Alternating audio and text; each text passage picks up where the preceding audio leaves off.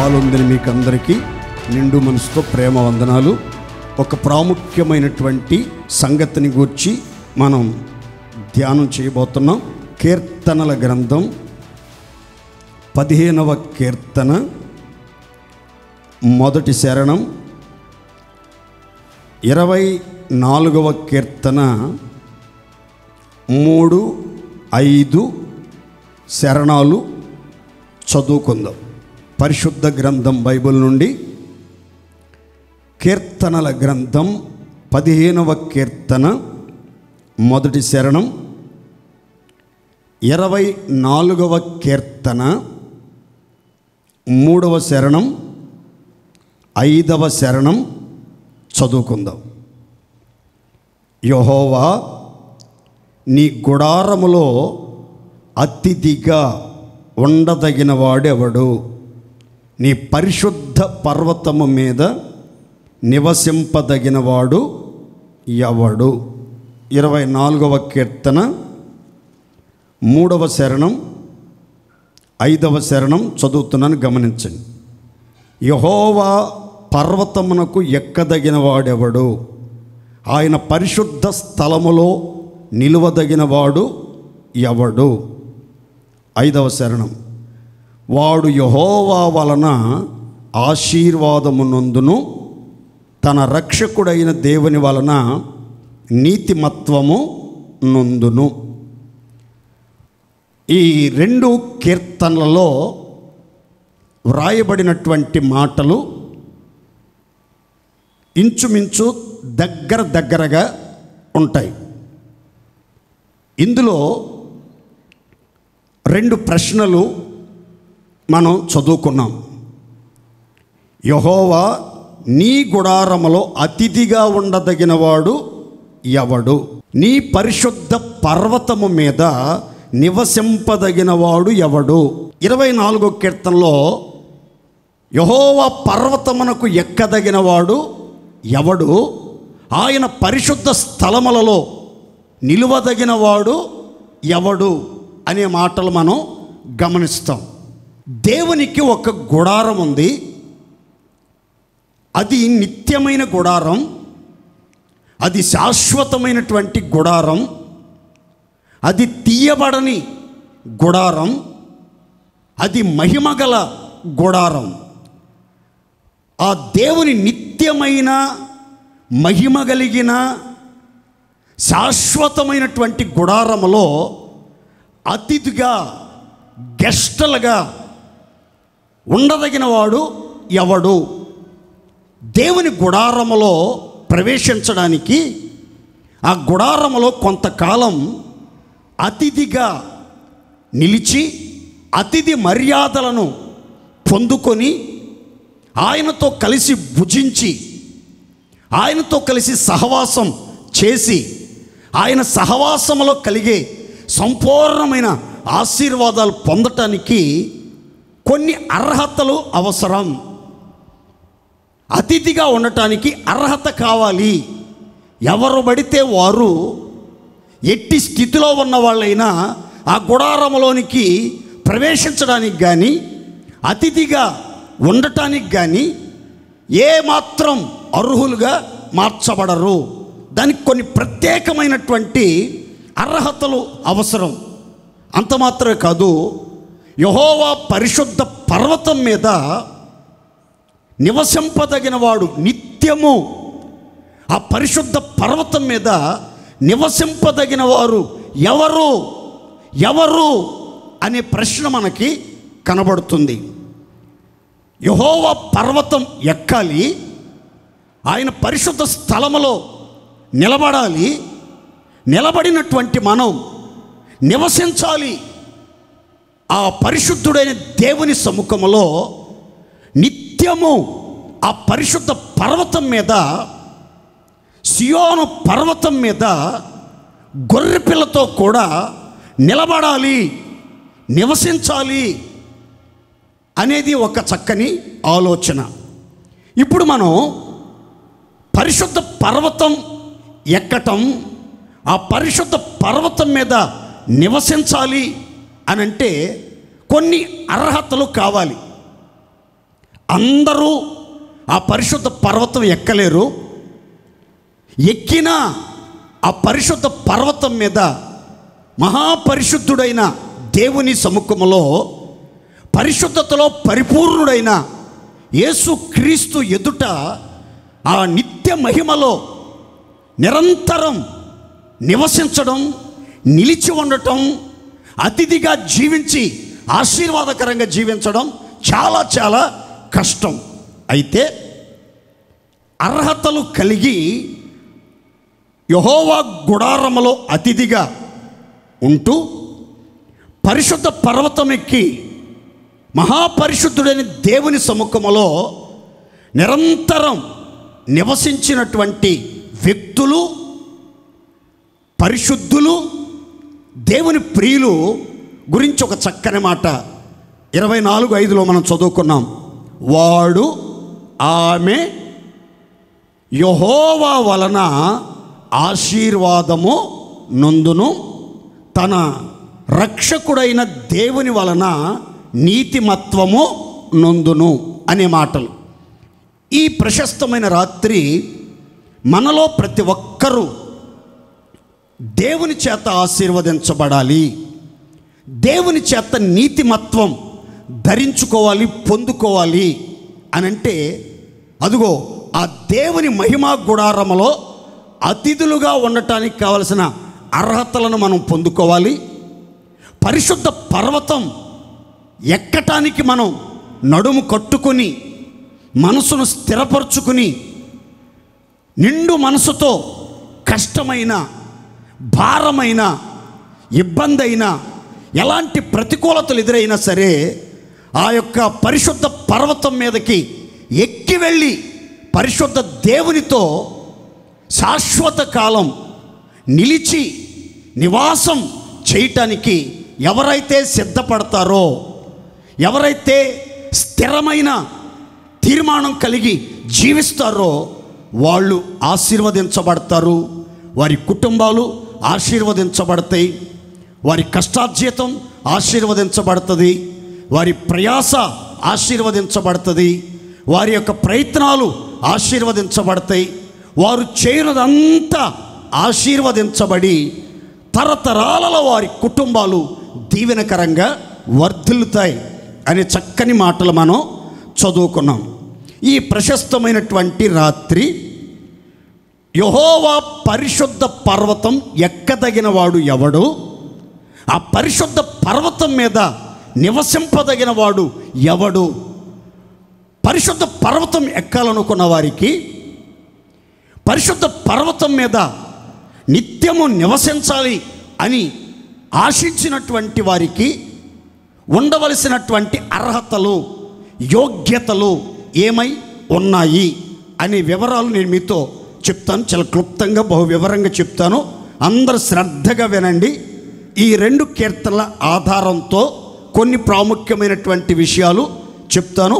దానికి ముందుగా ఆ పర్వతం యొక్క విశిష్టత, ఆ పర్వతానికి ఎక్కి వెళ్తే, ఆ పర్వతం మీద నివసిస్తే కలిగే ఆశీర్వాదాలు ఎలా ఉంటాయి, ఆ పరిశుద్ధ పర్వతానికి వెళ్ళటానికి దేవుడు మనకు ఎలాంటి వసతులు, వెసలుబాటు కలుగజేస్తాడు అనే వివరాలు మీతో చెప్తాను. జాగ్రత్తగా వినండి. ఆ జంట నగరాలలో జరుగుతున్న హేయమైనటువంటి కార్యాలు, కృత్యాలు దేవుని దృష్టికి అసహ్యంగా కనబడ్డాయి. అక్కడ జరుగుతున్న పాపం అధికమైపోయింది. వారి యొక్క అక్రమ క్రియలు సంపూర్ణం చేయబడ్డాయి. దేవుడు సహించలేక ఆ జంట నగరాలని భస్మం చేయటానికి నిర్ణయం తీసుకున్నాడు.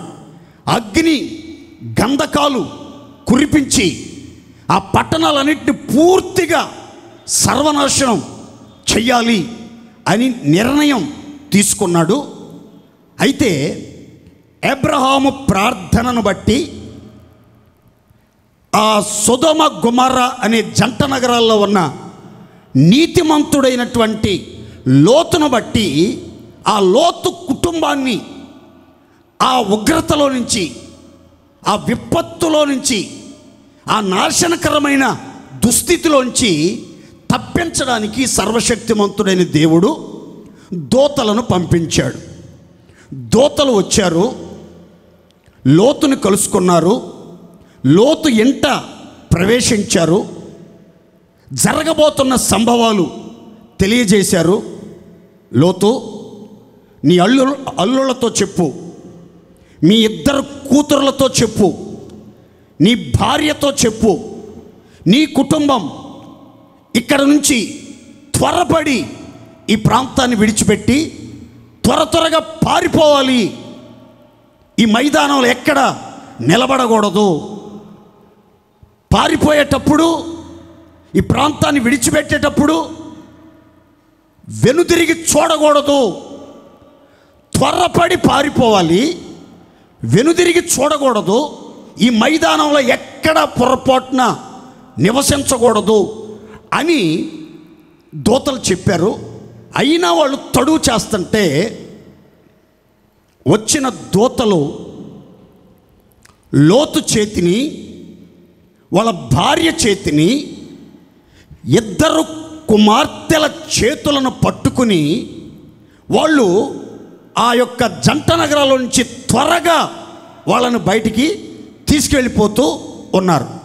వెళ్ళిపోతున్నప్పుడు దూతలు అందించిన సందేశం, దేవుని ప్రేరణ ద్వారా నియమించబడిన దూతల సమూహం బోధించిన బోధ ఏంటి అని అంటే, ఇదిగో లోతు, ఆ పర్వతానికి త్వరపడి పారిపో, నీ ప్రాణాన్ని దక్కించుకొనున్నట్లుగా, నీవు బ్రతికి బట్టగట్టి మనుగడ కొనసాగించున్నట్లుగా, ఆ ఉగ్రతలో ఆహుతైపోకుండా, సర్వనాశనం చేయబడకుండా ఆ పర్వతానికి పారిపో, తప్పించుకున్న పర్వతానికి పారిపో. ఇదే నీకు సువర్ణ అవకాశం, ఇంతకు మించిన అవకాశం నీకు దొరకదు అని తొందర పెట్టారు. అయితే ఈ లోతు ఏమన్నాడో తెలుసా అండి? ఆ పర్వతానికి నేను పోలేను, ఆ పరిశుద్ధ పర్వతం నేను ఎక్కలేను, ఆ పరిశుద్ధ పర్వతంలో నేను ప్రవేశించలేను, ఆ పరిశుద్ధ పర్వతం మీద ఉన్న గుడారములో నేను ప్రవేశించలేను, నేను అక్కడికి పోలేను. ఇదిగో ఈ ఊరు చాలా సమీపంగా ఉంది, ఈ ఊరు చాలా చిన్నది, అది చిన్న ఊరు, అది నాకు సమీపముగా ఉన్న ఊరు, అదే సోయరు అని ఊరు. నేను అక్కడికి తప్పించుకుని బ్రతుకున్నట్లుగా ఒక్క అవకాశం ఇవ్వండి అని ప్రాధేయపడినట్లుగా లేఖనములో గమనిస్తాం. చాలా జాగ్రత్తగా వినండి ఈ మాట. దేవుడు పంపిన దూతలైనటువంటి సేవకులు, కాపరులు, నాయకులు, అభిషేకించబడిన ప్రతిష్ట కలిగిన సేవకులు చెప్పిన ఆలోచన ఏంటంటే, పరిశుద్ధ పర్వతానికి ఎక్కువ, ఆ పరిశుద్ధ పర్వతం మీద నివసించినట్లయితే ఉగ్రత తప్పించుకుంటావు, అగ్నికి ఆహుతి కాకుండా కాపాడబడతావు, నరకాగ్నికి లోను కాకుండా తప్పించుకుంటావు, దేవుని కటాక్షం, దేవుని కృప నీ మీదకి వస్తాయి, నీవు ఆశీర్వదించబడతావు, నీ సంతానం వర్ధిల్లుతుంది అని చెప్పినప్పటికీ లోతు ఇచ్చిన సమాధానం ఏంటంటే, ఈ ఊరు నాకు సమీపంగా ఉంది, ఇది చిన్న ఊరు, నేను ఆ పెద్ద పర్వతానికి, ఆ ఉన్నత పర్వతానికి, ఆ ప్రతిష్ట పర్వతానికి నేను ఎక్కలేను, వెళ్ళలేను అని సాకులు చెప్పినట్లుగా దేవుని సేవకుల ఆలోచనలకు భిన్నంగా ప్రత్యుత్తరం ఇచ్చినట్లుగా లేఖనంలో మనం గమనిస్తాం. ఈ లేఖనాలను చదువుతూ ఆలకిస్తున్న దేవుని పిల్లలారా, కొన్నిసార్లు దేవుడు మన మీదకి రాబోతున్నటువంటి విపత్తును తప్పించడానికి, నాశనాన్ని తప్పించడానికి, అవమానాన్ని తప్పించడానికి, నిందను తప్పించడానికి, శ్రమను తప్పించడానికి, శోధన తప్పించడానికి మనతో ఒక ఆలోచన చెప్తాడు. ఏమని అనంటే, ఆ పరిశుద్ధ పర్వతానికి ఎక్కి వెళ్ళు, త్వరపడి పారిపో, ఆలస్యం చేయొద్దు. తడువు చేస్తే, తడబడితే చాలా ప్రమాదాలు ఎదుర్కోవాల్సి వస్తుంది అనంటే మనం చెప్పే ఆలోచనలు ఎలా ఉంటాయో తెలుసా? నేను అంత దూరం పోలేను, అంత దూరం పరిగెత్తలేను, అంత దూరం నడవలేను, అంత దూరం వెళ్ళేదాకా నాకు ఓపిక సరిపోదు, నా వల్ల కాదు. ఈ చిన్న పని అయితే నేను చేయగలను, ఈ చిన్న ప్రయత్నం అయితే నేను చేయగలను, ఈ చిన్న ప్రార్థన అయితే నేను చేయగలను, ఈ చిన్న వాక్యం అయితే నేను గుర్తు పెట్టుకోగలను, ఈ చిన్న బలహీనతలో నుంచి విడుదల పొందమంటే పొందగలను. ఈ చిన్న అవిధేయత, ఈ చిన్న అబద్ధం, ఈ చిన్న అక్రమం, ఈ చిన్న దోషం, ఈ చిన్న దుష్కార్యం, ఈ చిన్న గర్వం అయితే నేను తీసివేసుకోగలను. కానీ పెద్ద పెద్ద బలహీనతలు తీసివేసుకోవటం నా వల్ల కాదు. దూలాల లాంటి దుర్మార్గమైనటువంటి పాపాలను తీసివేసుకోవటం చాలా కష్టం. నలుసు లాంటి చిన్న చిన్న లోపాలైతే, చిన్న చిన్న పొరపాట్లయితే, చిన్న చిన్న బలహీనతలైతే వాటిని నేను తీసేసుకోగలను, సరి చేసుకోగలను, నూతనపరచుకోగలను. కానీ ఆ పెద్ద పర్వతమా, అంత ఉన్నతమైన పరిశుద్ధత, ఉన్నతమైన భక్తి, ఉన్నతమైన నీతి, ఉన్నతమైన ధర్మ కార్యాలు, ఉన్నతమైన విలువలతో కూడిన జీవితం, సత్క్రియలు, ప్రేమ కలిగి నడిపించబడటం, క్షమా హృదయం కలిగి, నీతి మత్వం కలిగి, ఆశీర్వాదకరమైన బ్రతుకుచు ఆ పరిశుద్ధ పర్వతం మీదకి వెళ్ళటం నాకు చాలా కష్టం అండి. ఈ చిన్న చిన్న కార్యాలైతే నేను చేస్తాను, నేను బ్రతికేటట్లుగా నేను తప్పించుకుని చిన్న భక్తి జీవితం చేయటానికి నాకు ఒక అవకాశం ఇవ్వండి అని మనం దేవుణ్ణి బతిమలాడుకుంటాం. కొన్ని సందర్భాల్లో ఆ దేవదూతలు, సేవకులు కూడా సరే అన్నారు. మొత్తం మీద సోయరికి వెళ్ళాడు, సమీపంలో ఉన్న ఊరికి వెళ్ళాడు, ఆ చిన్న గ్రామానికి వెళ్ళాడు.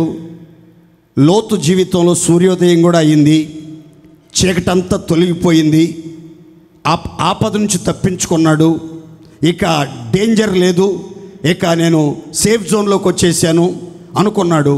కానీ తన చిత్తం, తన స్వబుద్ధిని ఆధారం చేసుకుని తన ప్రవర్తన అంతటి యందు దేవుని అధికారానికి అప్పగించుకోకుండా, ఒప్పుకోకుండా, లోబడకుండా స్వబుద్ధిని ఆధారం చేసుకుని వెళ్ళాడు. స్వచిత్తానుసారంగా నడిపించబడ్డాడు. సొంత జ్ఞానంతో, సొంత ఆలోచనలతో, స్వనీతితో ఆ యొక్క చిన్న ప్రాంతానికి, చిన్న కొండకి, ఆ చిన్న ఊరికి సమీపంలో ఉన్నటువంటి ప్రాంతానికి వెళ్ళాడు. ఆ తర్వాత జరిగిన చరిత్ర చెప్పుకోవటానికే సిగ్గుసేటు అన్నట్లుగా బైబిల్లో దృష్టాంతాలుగా యుగాంతమందున మనకు బుద్ధి కలుగుటకై రాయబడ్డాయి. లోతుకి ద్రాక్షారసం త్రాగిచ్చారు. ఇద్దరు కూతురులు అపవిత్రంగా, నీచంగా తమ కోరికలను తీర్చుకుని గర్భవతులై పిల్లలకు జన్మనిచ్చారు. 2 జాతుల ప్రజలకు మూల పురుషుల్ని వాళ్ళు కనినట్లుగా లేఖనాల్లో వాళ్ళు కూడా శాపగ్రస్తమైనటువంటి సంతానంగా, పరిశుద్ధులైన దేవుని పిల్లలకు విరోధులైనటువంటి సంతానంగా నిలిచి వాళ్ళు జీవితాంతం పోరాడినట్లుగా లేఖనాల్లో రాయబడింది. నా ప్రియమైనటువంటి దేవుని బిడ్డలారా, దేవుడు మనతో ఒక మాట చెప్పినప్పుడు, గుడారంలో, మహిమ గుడారంలో అతిథిగా ఉండదగిన వాడు ఎవడు? పరిశుద్ధ పర్వతం ఎక్కదగిన వాడు ఎవరు? పరిశుద్ధ పర్వతం మీద నివసించదగిన వాడు ఎవరు? రండి పరిశుద్ధ పర్వతం మీదకని దేవుడు ఆహ్వానిస్తూ ఆశతో ఎదురు చూస్తూ ఉంటే, దేవుని మాట కాదని మీ చిత్తానుసారంగా మేమంత భక్తి చేయలేము, మేమంతసేపు ప్రార్థనలో ఉండలేము, మేము శుద్ధీకరణ కూటాలకి రాలేము, వచ్చే ఆ మాటలు మేము వినలేము, మేము మహా ప్రతివ్రతలం, మేము మహాపరిశుద్ధులం, మేము ఆ మాటలు, ఆ కఠినమైన మాటలు మేము వినలేం అని మిమ్మల్ని మీరు భ్రమపరుచుకుంటా, మాలిన్యములో జీవిస్తా, దేవుని ఉగ్రతకు సిద్ధపడకుండా స్వబుద్ధిని స్వజ్ఞానాన్ని ఆధారం చేసుకుని ప్రవర్తించకుండా దేవుని చిత్తాన్ని గుర్తుపట్టి ఆయనకు అప్పగించుకుని ఆ పరిశుద్ధ పర్వతానికి వేగముగా త్వరపడి బయలుదేరితే మన జీవితం కాపాడబడుతుంది. మనం గుడారములో ఆశీర్వాదకరంగా యథార్థంగా జీవించి గొప్ప మేలుతో తృప్తిపరచబడతాం. దేవునికి మహిమ కలుగును గాక. ఆ పర్వతం మీదకి వెళ్తే కలిగే ఆశీర్వాదాన్ని ఒక్కటి చెప్తాను, చదువుకుందాం. చూడండి, యెషయా గ్రంథం 56:6-7 వచనాలు చదువుకుందాం. విశ్రాంతి దినమును అపవిత్రపరచకుండా ఆచరించుచు నా నిబంధనను ఆధారము చేసుకొనుచు, ఈ మాటలన్నీ అండర్లైన్ చేసుకోండి, యెహోవాకు దాసులై. నెంబర్ 2, యెహోవా నామమును ప్రేమించుచు. నెంబర్ 3, ఆయనకు పరిచర్య చెయ్యవలెనని ఆయన పక్షమున చేరు అన్యజనులను నా పరిశుద్ధ పర్వతమునకు తోడుకొని వచ్చేదను, నా ప్రార్థనా మందిరములో వారిని ఆనందింపజేసేదను. చప్పట్లు కొట్టి దేవుని మహింపరుద్దాం గట్టిగా, సంతోషంగా చప్పట్లు కొడదాం. ఇక్కడ 5 మాటలు రాయబడ్డాయి. పరిశుద్ధ పర్వతానికి దేవుడు తోడుకుని వెళ్ళాలి అని అంటే, ఆ పర్వతం మీద తోడుకుని వెళ్ళిన తర్వాత అక్కడ మనల్ని ఆనందింప చెయ్యాలి అని అంటే, అక్కడ మనల్ని ఆశీర్వదించాలి అని అంటే, అతిథి మర్యాదలు దేవుడే స్వయంగా మన జీవితంలో జరిగించాలి అని అంటే, మనం చేయాల్సినటువంటి కార్యాలు కొన్ని అక్కడ రాయబడ్డాయి. మొదటి 2 నేను పెద్దగా చెప్పట్లేదు, కానీ 3 మాటలు టూకీగా చెప్తాను చూడండి. మొదటిగా, మనం ఆరాధించుచున్నటువంటి అద్వితీయ దేవునికి మనం దాసులుగా మారాలి. 2, యెహోవా నామమును, యేసుక్రీస్తు దివ్య స్వభావాలను, సుగుణాలను, ఆయన గుణాతిశయములను మనం ప్రేమించాలి. 3, ఆయనకు పరిచర్య చెయ్యాలి, ఆయన సేవ చెయ్యాలి, ఆయన అప్పగించిన పని పరిచర్య నమ్మకంగా కొనసాగించాలని మనం దేవుని పక్షముగా చేర్చబడాలి, దేవుని యొద్దకు రప్పించబడాలి, దేవుని పక్షంగా చేర్చబడాలి. 3 మాటలు గుర్తుపెట్టుకోండి. దేవునికి దాసులుగా మారాలి. 2, దేవుని నామాన్ని సంపూర్ణంగా ప్రేమించాలి, యథార్థంగా ప్రేమించాలి, నిండు మనసుతో ప్రేమించాలి, పూర్ణ హృదయంతో ప్రేమించాలి. 3వదిగా, ఆయనకు పరిచర్య చేయాలి. ఆయన అప్పగించిన పరిచర్యను అల్పముగా ఎంచకుండా, స్వల్పముగా భావించకుండా, ఏ చిన్న పరిచర్య అయినా, మందిరాన్ని శుభ్రపరిచే పరిచర్య అయినా, బూజు దులిపే పరిచర్య అయినా, బాత్రూములు క్లీన్ చేసే పరిచర్య అయినా, వంట చేసే పరిచర్య అయినా, వడ్డించే పరిచర్య అయినా, ప్రార్థన చేసే పరిచర్య అయినా, సువార్త ప్రకటించే పరిచర్య అయినా, ఏ పరిచర్య అయినా సరే నేను నమ్మకంగా చేయాలి, శక్తి లోపం లేకుండా చెయ్యాలి, దేవుని నామ మహిమ కొరకు చెయ్యాలి, దేవుడు నాకు అప్పగించిన పని పరిచర్య భూమి మీద నేను సంపూర్ణంగా నెరవేర్చి ఆయన మహిమపరిచేటట్లుగా నేను ఈ పరిచర్య చెయ్యాలని ఎవరైతే దేవుని పక్షంగా చేర్చబడతారో వాళ్ళని గురించి బైబిల్ చాలా స్పష్టంగా చెప్తుంది. దేవుడట వారిని పరిశుద్ధ పర్వతానికి చెయ్యి పట్టుకుని తోడుకొని వచ్చునుగాక. అందరూ సంతోషం చెప్దాం గట్టిగా హల్లెలూయా. మనం పరిశుద్ధ పర్వతానికి వెళ్ళటం అంత సులువేమీ కాదు, అంత ఈజీ కాదు, అంత తేలికేం కాదు. అందరూ అనుకున్నట్లు మారు మనసు పొందినంత మాత్రాన, బాప్తిసం తీసుకున్నంత మాత్రాన, పరిశుద్ధుల సహవాసంలో ఉన్నంత మాత్రాన, శుద్ధీకరణ లేకుండానే బల్లారాధనలో పాలు పంపులు పొందినంత మాత్రాన, వాక్యములో లోతైన అనుభవాలు నేర్చుకోకుండా ఉండకుండా, ప్రార్థనలో ఎదగకుండా, పరిశుద్ధమైన తలంపులతో ఆలోచనలతో జీవించకుండా మనం ఏదో వెళ్ళిపోతాం పరిశుద్ధ పర్వతానికి. మారు మనసు పొందేశాం, బాప్తిసం తీసేసుకున్నాం, ఓసన్న మందిరానికి వచ్చేస్తున్నాం, మనం కానుకల విషయంలో నమ్మకంగా ఉంటున్నాం, భక్తిలో నమ్మకంగా ఉంటున్నాం అనే భ్రమలో బ్రతికే వాళ్ళు ఎవరు పరిశుద్ధ పర్వతానికి వెళ్ళరు. పరిశుద్ధ పర్వతానికి దేవుడు తోడుకుని వెళ్ళాలి, పరిశుద్ధ స్థలములో దేవుడు నిలవబెట్టాలి, పరిశుద్ధ స్థలములో నివసింపజేయాలి. పరిశుద్ధ పర్వతం ఎక్కడానికి కావలసిన శక్తి సామర్థ్యాలు అనుగ్రహించబడాలంటే 3 మాటలు ముచ్చటగా గుర్తుపెట్టుకోవాలి. దేవునికి మనం దాసులుగా ఉండాలి. ఆ మీదట మనం దేవుని నామమును అనగా ఆయన స్వభావాలను, ఆయన గుణాలను, ఆయన సుగుణాలను మనం ప్రేమించాలి. ఏంటి ఆయన సుగుణాలంటే? ప్రేమ, క్షమ, కనికరం, పరిశుద్ధత, ఇలాంటి దైవత్వపు లక్షణాలను మనం ధరించుకొని కలిగి జీవించాలి. ఆ మీదట పరిచర్య ప్రాణప్రదముగా భావించి, పరిచర్యను స్వల్పముగా ఎంచకుండా, పరిచర్యను ప్రాణప్రదముగా భావించి మనం పరిచర్య చేయటం దేవుని పక్షంగా నిలబడాలి. పరిచర్య చేసేవాళ్ళు ముందుగా 2 అనుభవాలు ఉండాలి. 1 దేవునికి దాసులుగా ఉండాలి, 2 దేవుని నామాన్ని ప్రేమించాలి. ఆ తర్వాత పరిచర్య చేయటాన్ని దేవుని పక్షంగా చేరితే వాళ్ళని పరిశుద్ధ పర్వతాన్ని తీసుకొస్తాడు. పరిచర్య చేసే వాళ్ళంతా దేవుని పక్షమున ఉన్నారు, వాళ్ళే పరిశుద్ధ పర్వతానికి వచ్చేస్తారు. దేవుడు వాళ్ళని ఆనందింపజేస్తాడు, వాళ్ళ దహన బలులు అంగీకరిస్తాడు, వాళ్ళు దేవుని గుడారములో అతిథులుగా జీవిస్తారు అని భ్రమ చెందబాకండి. పరిచర్య చేసినంత మాత్రాన, అప్పగించిన పరిచర్య చేసినంత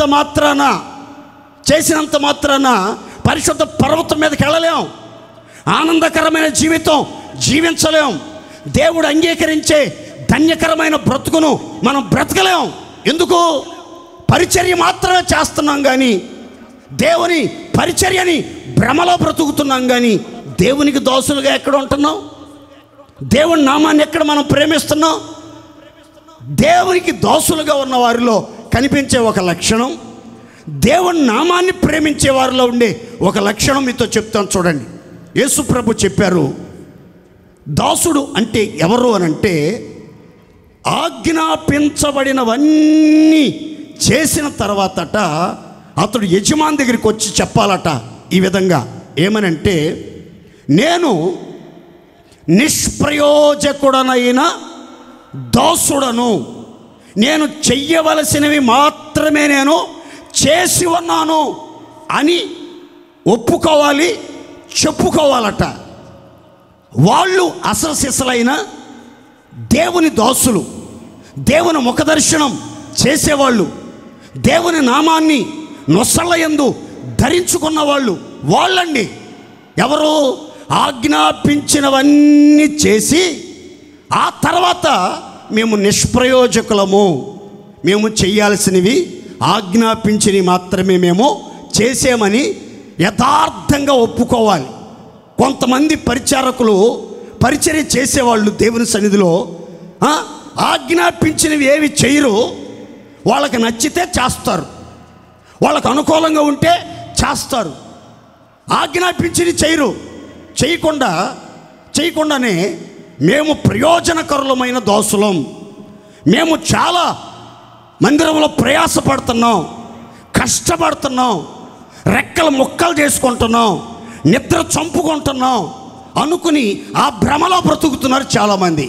కానీ బైబిల్ చెప్తుంది, ఆజ్ఞాపించబడినవన్నీ చేయాలి, చేసిన తర్వాత నిష్ప్రయోజకులమయ్యా మేము చేయాల్సినవి మాత్రమే చేసి మేము నిమిత్త మాత్రులము, మమ్మల్ని మీ పనిలో మీ పరిచర్యలో పాత్రలుగా వాడుకున్నావు, మీకు వందనాలు తండ్రి అని చెప్పగలిగినటువంటి స్థితి స్థాయి మనలో ఉండాలి. రెండవదిగా దేవుని పరిశుద్ధ నామాన్ని మనం ప్రేమించాలి.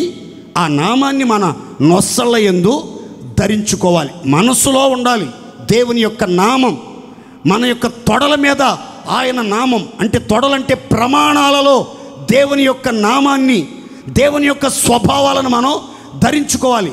ప్రతి చోట దేవుని పేరు కనబడాలి. దేవుణ్ణి ఎవరైతే ప్రేమిస్తారో వాళ్ళు ఆయన ఆజ్ఞలన్నీ గైకొంటారు, ఆయన కట్టడలను అనుసరించి ప్రవర్తిస్తారు. దేవుణ్ణి ప్రేమించే వారికి ఆయన ఆజ్ఞలు భారమైనవి కావండి. కాబట్టి మీరు దేవునికి దాసులుగా, దాసురాండ్రుగా మార్చబడండి. దేవుని పరిశుద్ధ నామాన్ని, ఉన్నతమైన నామాన్ని ప్రాణప్రదంగా నిండు మనసుతో ప్రేమించండి. ఆయనకు పరిచర్య చేయటానికి, ఆయన అప్పగించిన పనిలో నమ్మకస్తులుగా జీవించడానికి తీర్మానం చేసుకుంటే పరిశుద్ధుడైన దేవుడి మిమ్మలను పరిశుద్ధ పర్వతం మీదకి ఎక్కిస్తాడు. అక్కడ తీసుకొచ్చి మిమ్మలను పరలోకపు ఆనందముతో, పరమానందాన్ని మీ గుండెల్లో కొమ్మరించి మీ దుఃఖాన్ని, నిట్టూర్పులన్నీ తొలగిస్తాడు. ఎవ్వరు తీసివేయలేని సంతోషం, ఎవ్వరూ తీసివేయలేని సమస్త ఆనందాన్ని దేవుడు మీకు అనుగ్రహించి ఆ ప్రార్థనా మందిరంలో మీరు అర్పించే దహన బలులు, సమాధాన బలులు, పాప పరిహారార్థ బలులు అన్నింటిని దేవుడు అంగీకరించి మీ జీవితాలను పరిమళ వాసనగా, దీవెనకరంగా, అనేకులకు ఆదర్శప్రాయంగా మలచి ఆయన సంకల్పం నెరవేర్చునుగాక. గట్టిగా చెప్దాం హల్లెలూయా. అందరూ గుర్తుపెట్టుకోండి, యెహోవా పరిశుద్ధ పర్వతము మీద నివసింపదగినవాడు ఎవడు? యెహోవా పర్వతమునకు ఎక్కదగినవాడు ఎవడు? ఆ పరిశుద్ధ పర్వతము మీద నిలవదగినవాడు ఎవడు?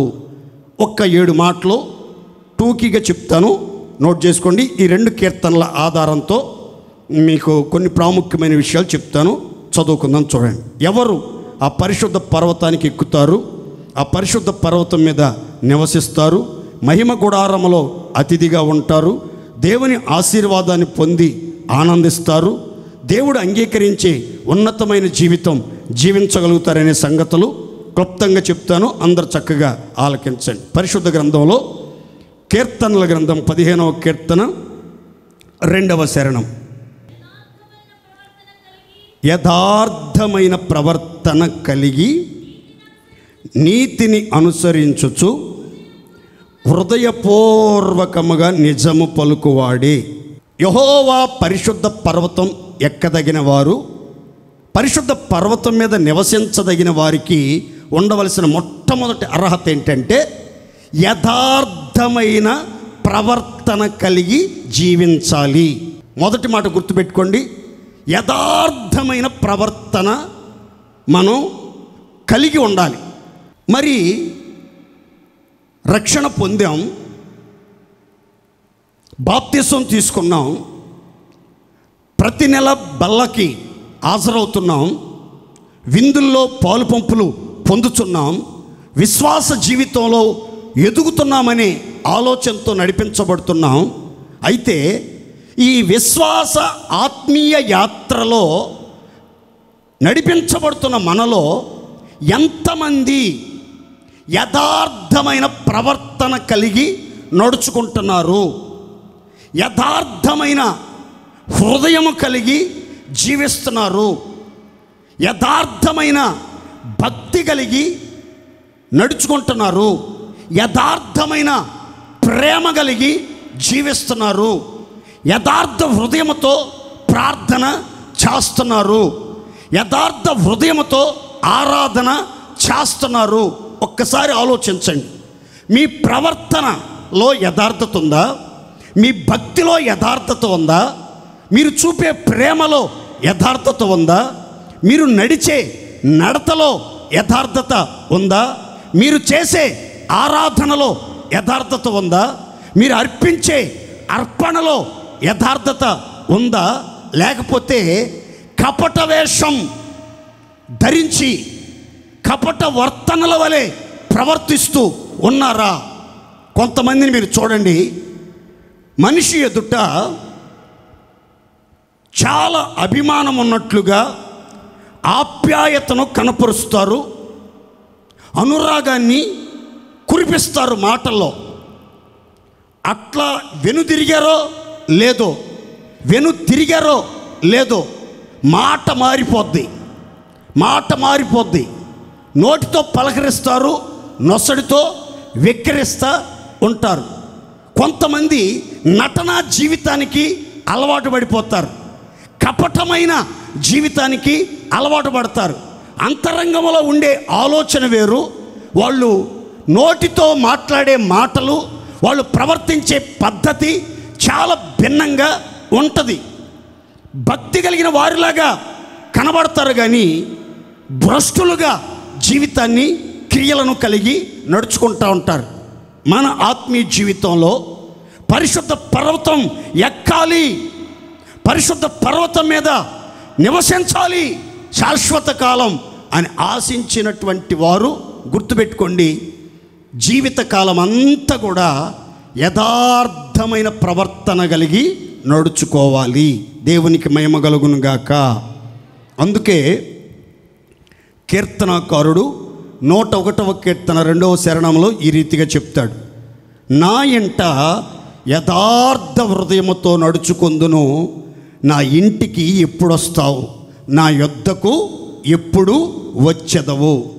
ఇక్కడ కీర్తనాకారుడు దేవుణ్ణి ఆహ్వానిస్తున్నాడు, దేవునికి స్వాగతం పలుకుతున్నాడు.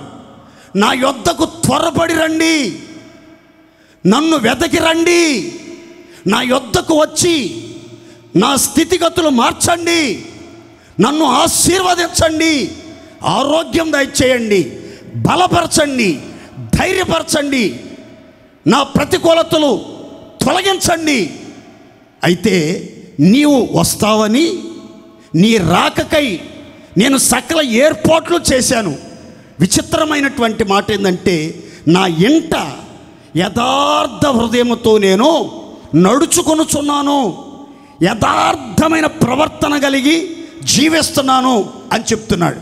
చూడండి ప్రియులారా, జీవితంలో భక్తి కలిగినటువంటి వారికి జీవితంలో యథార్థత ఉండాలి, ఇంట యథార్థత ఉండాలి, మీ ఇంట యథార్థంగా నడుచుకోవాలి.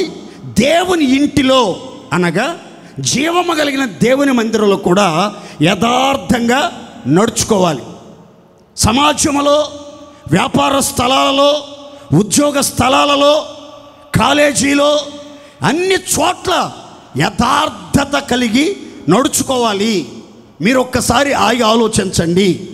మీ ఇంటిలో ఎవరూ లేని సమయంలో, మీరే ఒంటరిగా మీ గదిలో ఉన్నప్పుడు మీ యొక్క ప్రవర్తన ఎలా ఉంటుంది, మీ పద్ధతులు ఎలా ఉంటున్నాయి, మీరు చూసే దృశ్యాలు ఎలా ఉంటున్నాయి, మీ మదిలో చెలరేగే ఆలోచనలు ఎలా ఉంటున్నాయి, మీరు మాట్లాడుకునే మాటలు ఎలా ఉంటున్నాయి, చీకటిలో, చెవులలో, రహస్య స్థలాలలో మీరు ప్రవర్తించే విధానం ఎలా ఉంటుంది, మందిరంలో ఎలా ప్రవర్తిస్తున్నారు, దేవుని మందిరానికి వస్తున్నారు, మందిరంలో ఎలా ఉంది మీ ప్రవర్తన.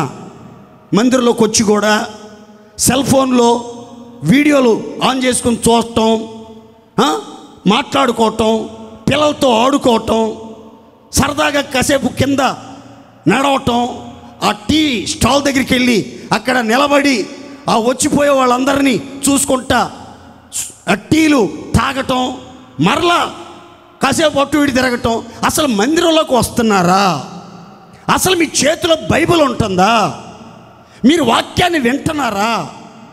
దేవుని వాక్యం, దేవుడు నాతో మాట్లాడుతున్నాడు, నేను సరి చేసుకోవాల్సిన సంగతులు చాలా ఉన్నాయి, నేను దిద్దుకోవాల్సిన సంగతులు చాలా ఉన్నాయి, నేను నూతనపరచుకోవాల్సిన సంగతులు చాలా ఉన్నాయి అని ఆలోచన ఏమైనా ఉందా?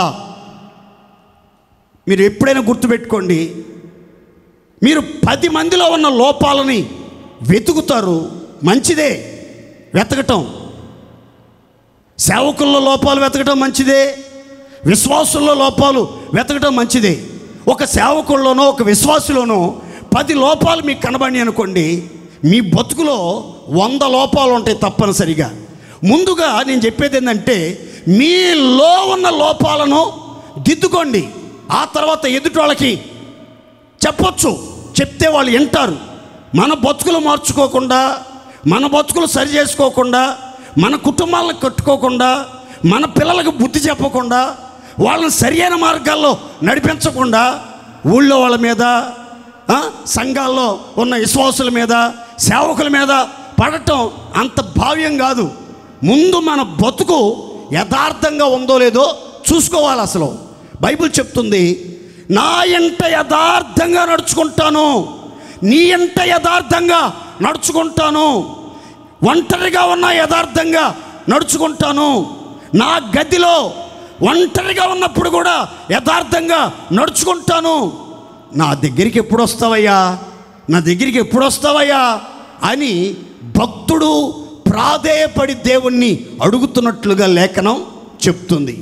ఈ పరిశుద్ధ పర్వతం మీదకి ఎక్కే వాళ్ళలో యథార్థమైన ప్రవర్తన ఉండి తీరాలి. దేవునికి మహిమ కలుగునుగాక. అందరూ సంతోషించేది స్తోత్రాలు చెప్పాలి గట్టిగా. యథార్థత ఉన్న వ్యక్తుల యొక్క జీవితం ఎలా ఉంటుందో ఒక్క మాట చదువుకుందాం, చూడండి. ద్వితీయోపదేశకాండం 13:18. నీ దేవుడైన యెహోవా దృష్టికి యథార్థమైన దానిని చేయుచు, నీ దేవుడైన యెహోవా మాట వినునప్పుడు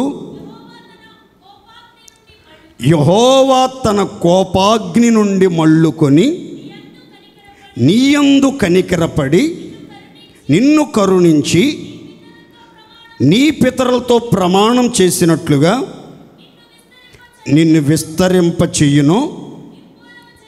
నిర్మూలము చెయ్యవలసిన దానిలో కొంచెమైనను నీ యొద్ద ఉంచుకొనకూడదు. చప్పట్లు కొట్టండి ఒకసారి గట్టిగా, సంతోషంగా చప్పట్లు కొట్టండి. ఇక్కడ రాయబడిన మాట చూడండి. యథార్థమైనటువంటి జీవితం జీవించుచు యెహోవా దృష్టికి యథార్థమైన కార్యములను చేయుచు, ఎవరైతే దేవుని మాటకు విధేయత చూపి లోబడి నడుచుకుంటారో వారిని దేవుడు కరుణిస్తాడు, కటాక్షిస్తాడు, ఆయన కోపాగ్ని నుండి మళ్ళుకుంటాడు. ఆయన నీ మీద దృష్టి పెట్టి నీ పితరులతో చెప్పినట్లుగా నిన్ను ఆశీర్వదించి నిన్ను విస్తరింపజేసి అన్ని విషయాల్లో వర్ధిల్ల చేస్తాడు. అయితే యథార్థంగా దేవుని మాట చొప్పున నువ్వు చెయ్యాలి.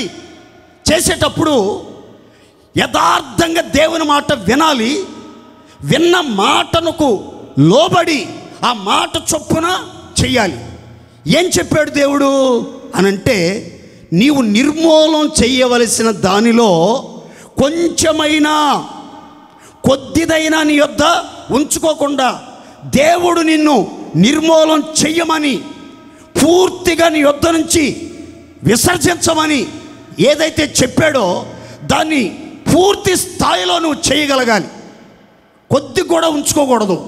నిర్మూలం చేయాల్సిన దానిలో కొంచెమైనా జాలిపడి కటాక్షం చూపి ఉంచకూడదు. ఎందుకనంటే ముద్దలో మొదటి పిడికెడు పులిసిపోతే ముద్దంతా పులిసిపోద్ది. ఒక చెట్టు యొక్క వేర్లు చేదైతే ఆ యొక్క ఫలాలన్నీ, ఆ కొమ్మలన్నీ చేదుగా మారిపోతాయి. కాబట్టి మన జీవితంలో ఒక చిన్న అవిధేయత, ఒక చిన్న బుద్ధిహీనత, ఒక చిన్న బలహీనత, అది మన జ్ఞానాన్ని, ఘనతని, ఆశీర్వాదాన్ని, అభివృద్ధిని అడ్డుకునే ప్రమాదం ఉంది. కాబట్టి మీ జీవితంలో దేవుడు మిమ్మల్ని ఘనపరచాలన్నా, మీకు జ్ఞానాన్ని అనుగ్రహించాలన్నా, మిమ్మల్ని ఆశీర్వదించి విస్తరింపజేయాలన్నా, ఆయన కోపము నుంచి మళ్ళుకుని మిమ్మల్ని కనికరించి మీ మీద కరుణ చూపాలి అన్న మీ జీవితంలో దేవుడు నిర్మూలన చేయమని చెప్పింది పూర్తిగా నిర్మూలన చేయాలి. దేవుని స్తోత్రం చెప్పండి గట్టిగా. కొంచెం పులిపిండి, కొంచెం దుర్మార్గత, కొంచెం దుష్టత్వం, కొంచెం బుద్ధిహీనత, కొంచెం అవిధేయత, కొంచెం అపవిత్రత, కొంచెం అబద్ధం, కొంచెం దుష్కార్యం మీ వద్ద ఉంచుకుంటే మీ జీవితం క్రమక్రమంగా పాడైపోయే ప్రమాదం ఉంది. కాబట్టి ఎక్కడ మీ జీవితంలో అపవిత్రత లేకుండా దేవుని కరుణా కటాక్షాలు మీ మీదకి వచ్చేటట్లుగా, ఘనత, జ్ఞానం, ఆశీర్వాదం మెండుగా కుమ్మరించబడేటట్లుగా, దేవుని యొక్క ఉగ్రత మీ మీద నుంచి తొలగించబడేటట్లుగా మీ జీవితంలో మీరు నేర్చుకోవాల్సింది మొదటిగా యథార్థమైన ప్రవర్తన కలిగి ఎవరైతే జీవితాన్ని కట్టుకుని సరిచేసుకుని ఆయన మాట ప్రకారం జీవిస్తారో వారి యెహోవా గుడారంలో అతిథులుగా ఉంటారు. పరిశుద్ధ పర్వతం మీద నివసించి ఆయనతో యుగయుగాలు జీవింతురుగాక. రెండవ మాట, ఈ కీర్తనలు 15వ కీర్తన 2వ శరణంలో 2వ భాగం నేను చెప్తాను, ఆ రీతిగా నోట్ చేసుకోండి. 2వ మాట, నీతిని అనుసరించుచు హృదయపూర్వకముగా నిజము పలుకువారు. యెహోవా పరిశుద్ధ పర్వతానికి ఎక్కుతారు. ఆ పరిశుద్ధ స్థలములో, ఆ మహిమ గుడారములో నిరంతరం నిలిచి ఉంటారు. దేవుని సన్నిధిలో మనం నిలిచి ఉండాలి. పరిశుద్ధ పర్వతానికి ఎక్కాలి అంటే 2వ మాట గుర్తుపెట్టుకోండి, మనము నీతి అనే పైబట్టను ధరించుకోవాలి. నీతి క్రియలు మనం కలిగి జీవించాలి. నీతి కొరకు ఆకలి దప్పులు కలిగి జీవించాలి. నీతి కోసం హింసలు ఎదురైనా, శ్రమలు ఎదురైనా, బాధలు ఎదురైనా, బంధకాలు ఎదురైనా, శరసాల ఎదురైనా, ఎలాంటి శ్రమలతో కూడిన గొప్ప పోరాటాలు ఎదురైనా కానీ వాటిని మనం సహించడానికి, భరించడానికి సంసిద్ధులుగా మార్చబడాలి. ఆ శ్రమలను, హింసలను భరిస్తూ, నీతి అనే పైబట్టను ధరిస్తూ, నీతి కొరకు ఆకలి దప్పులతో జీవిస్తూ, సత్యమును ఆచరించే నీతిగల జనముగా మనం జీవించుచు మన జీవితంలో చేయాల్సిన మరో ప్రాముఖ్యమైనటువంటి మాట ఏంటంటే హృదయపూర్వకంగా నిజము పలకాలి. అందరు చెప్పండి గట్టిగా ఆమేన్. అందరు చెప్పండి గట్టిగా ఆమేన్. హృదయపూర్వకంగా ఏం పలకాలి? నిజం పలకాలి. దైవజనుడు పౌలు అంటున్నాడు, మనము ఒకరికి ఒకరము క్రీస్తు యొక్క అవయవాలమై ఉన్నాం. కాబట్టి అబద్ధమాడుట మాని ప్రతివాడు తన పొరుగువానితో సత్యమే పలకాలి, నిజమే పలకాలి. దేవుని పిల్లల నోట అబద్ధం అనేది రాకూడదు. దేవుని పిల్లల నోట కల్పించబడినటువంటి మాటలు రాకూడదు. దేవుని పిల్లల నోట అబద్ధ సాక్ష్యం రాకూడదు. దేవుని పిల్లలు లేని వార్తను పుట్టించకూడదు. లేని వార్తని కల్పించకూడదు. నువ్వు చూడలేదు, నీవు వినలేదు, నీకు ఆ సంగతి తెలియదు, విషయ పరిజ్ఞానం లేకుండా నోరుందని లోడా వాగ్గూడదు. ఒక సంగతిని గురించి పూర్తి అవగాహన, విషయ పరిజ్ఞానం కలిగిన తర్వాత మాట్లాడాలి, దేని గురించి అయినా. అంతేగాని తెలియకుండా అది నిజమా కాదా, సత్యమా కాదా తెలియకుండా నోటికి ఏదొస్తే అది మాట్లాడతాం. ఎంత మాట వస్తే అంత మాట మాట్లాడతాం. ఎవరిని పడితే వారిని మాట్లాడతాం. ఇది దేవుని బిడ్డలకు తగదు. ఒకవేళ ఈ లోకంలో నువ్వు చలామణి అవుతావేమో నీ బలాన్ని బట్టి, బలగాన్ని బట్టి, కానీ ఆ పరిశుద్ధ పర్వతం ఎక్కడానికి మాత్రం అర్హత లేదు. ఆ పరిశుద్ధ పర్వతాన్ని ముట్టడానికి అర్హత లేదు. ఆ పరిశుద్ధ పర్వతం మీద నివసించే అర్హత మాత్రం వారికి ఉండదు. ఉండాలి అంటే గుర్తుపెట్టుకోండి, బ్రతికినంత కాలం పరిశుద్ధులు హృదయపూర్వకంగా నిజమే పలకాలి. దేవునికి మహిమ కలుగునుగాక. ఆ నిజం పలికే వ్యక్తులు ఎలా ఉంటారో, నిజమాడే పెదాలు ఎలా ఉంటాయో, నిజం పలికే సాక్షులు ఎలా ఉంటారో ఒక 2 మాటలు చెప్తాను. సామెతలు 14:25, 12:19. నిజము పలుకు సాక్షి మనుష్యులను రక్షించును, అబద్ధములాడువాడు ఒట్టి మోసగాడు. 12:19. సామెతల గ్రంథం 12:19. నిజమాడు పెదవులు నిత్యము స్థిరమై ఉండును, అబద్ధమాడు నాలుక క్షణమాత్రమే ఉండును. అందరూ స్తోత్రం చెప్పండి గట్టిగా, హల్లెలూయా. నిజము పలుకు సాక్షి మనుష్యులను రక్షిస్తాడు. ఇంటి వారిని రక్షిస్తాడు, ఇరుగు పొరుగు వాళ్ళని రక్షిస్తాడు, స్నేహితులను రక్షిస్తాడు, అన్యజనులను రక్షిస్తాడు, బంధువులను రక్షిస్తాడు. తనకు పరిచయస్తులైన వాళ్ళందరినీ నాశనం నుంచి, ఉగ్రత నుంచి, నిత్య నరకాగ్ని నుంచి, కీడు నుండి, శ్రమల నుండి రక్షిస్తాడు. అయితే అబద్ధములాడే మనిషి ఒట్టి మోసగాడు, కట్టిక మోసగాడు అని బైబిల్ గ్రంథం చెప్తుంది. కొంతమంది రక్షణ పొందారు, 15-20 సంవత్సరాలుగా సహవాసంలో ఉంటున్నారు, నోరు తెరిస్తే అబద్ధాలు. ఒట్టి మోసగాడు, ఒట్టి మోసగత్తె, యథార్థమైన మాటలు, నిజం పలికే సాక్షిగా ఉండరు. నేను నిజాన్ని నిర్భయంగా చెప్పగలిగిన సాక్షిని. నిజం అనేది నిప్పు లాంటిదండి. నిజం అనేది నిప్పు లాంటిది. మనం ఎంత దాచిపెట్టాలనుకున్నా, ఎంత అదిమి పెట్టాలనుకున్నా, ఎంత కప్పి పెట్టడానికి ప్రయత్నాలు చేసినా అది దాగదు. అది నిప్పు, అది ఎప్పటికైనా బట్టబయలు అవుతుంది. దేవుని పిల్లలు, నిజం పలికే సాక్షులు ఎప్పుడు కూడా నిప్పులాగా బ్రతకాలి, నిజాయితీగా బ్రతకాలి, నిజమే పలకాలి, సత్యమే పలకాలి. అబద్ధపు మాటలు కానీ, అన్య ఆచారాలు కానీ, అబద్ధ సాక్ష్యాలు కానీ, లేని వాటిని పుట్టించడం కానీ, లేని వాటిని కల్పించడం కానీ, ఇతరుల మీద నింద మోపడం కానీ చేయకుండా నోటిని జాగ్రత్తగా కాచుకోవాలి.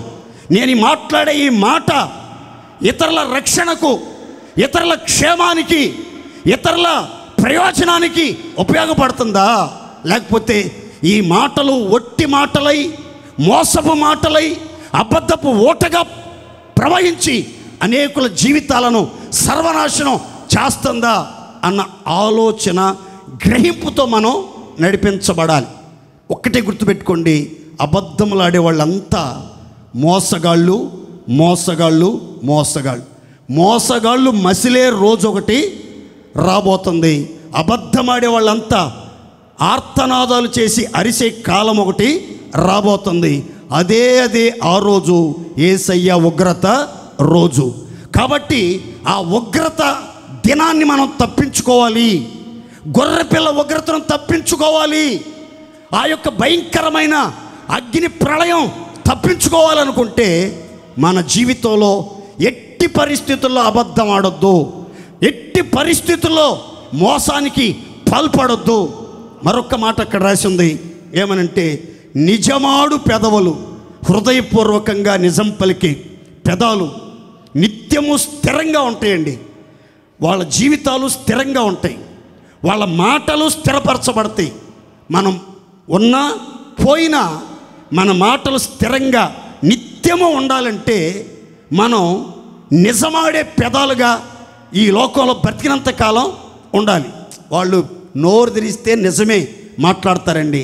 వాళ్ళు పోయినా ఈరోజు వాళ్ళ గురించి మనం చెప్పుకుంటున్నామంటే వాళ్ళ మాటల్లో అంత వెయిట్ ఉంది, ఆ మాటల్లో అంత జీవం ఉంది, ఆ మాటల్లో అంత పవర్ ఉంది.